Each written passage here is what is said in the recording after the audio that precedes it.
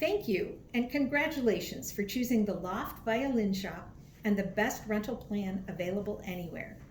Let's get started learning about your new instrument. Place your violin or viola on the table or on the floor, not on your lap, and open the lid. This is what you should see. Inside you will find the instrument, a bow, a cleaning cloth, a sponge shoulder rest, and a cake of rosin. Let's examine the bow first. Carefully take your bow out by turning the bow spinner so that it is horizontal, and you can slide the bow out of the case. You will notice that the bow appears to have string or hair from one end to the other. This is in fact horsehair. The horsehair should never be touched with the fingers because it will pick up oil and dirt from your hands and ruin the hair. The hair must be tightened to play and loosened to store back in the case. The bow should now be loose. In order to prevent over-tightening, we have a little trick to help you get the proper tension. If you place a pencil or pen between the hair and the stick at the middle of the bow, it will stay in place when the hair is loose.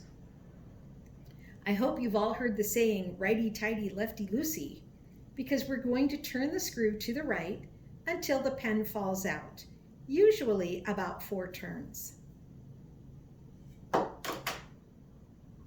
Notice that the bow stick has a nice curve or smile from one end to the other.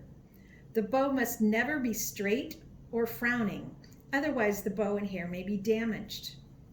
While the hair is tight, the bow can be rosined. This does not need to be done every time, but after about 3 hours of practice time or once a week. Hold the block of rosin in your left hand and be careful not to touch the rosin with your fingers because we don't want that to get oily either.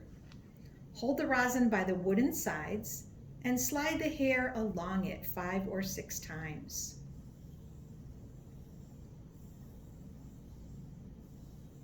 The bow is now ready to use, but please wait for your teacher to give instruction.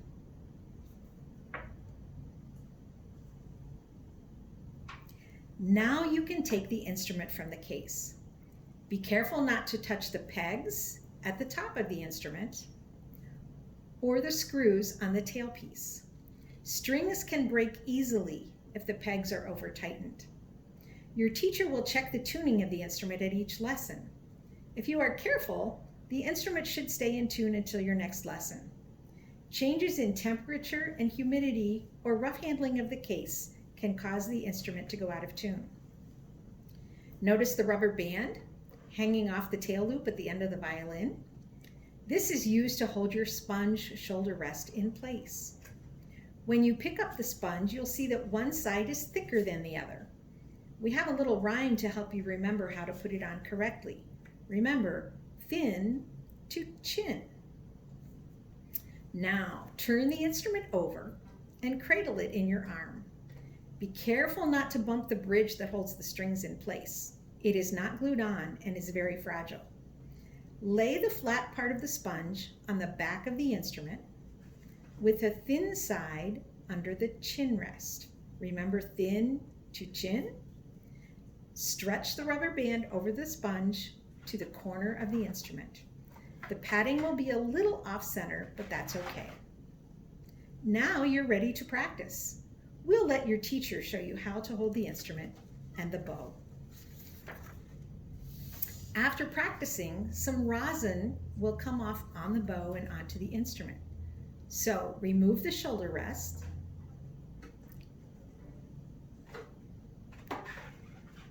and gently wipe down the strings, the fingerboard, and the finish of the instrument with the cleaning cloth.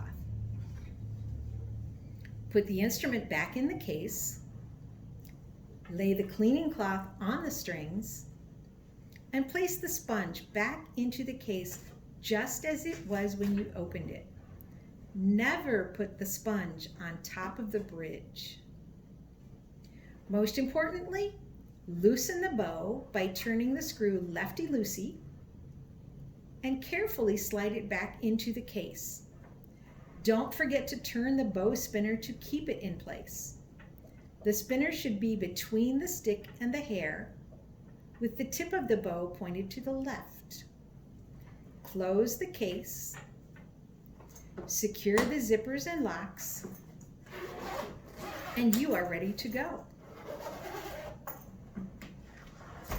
Do fill out the name tag because so many cases look alike. Thank you for watching and happy practicing.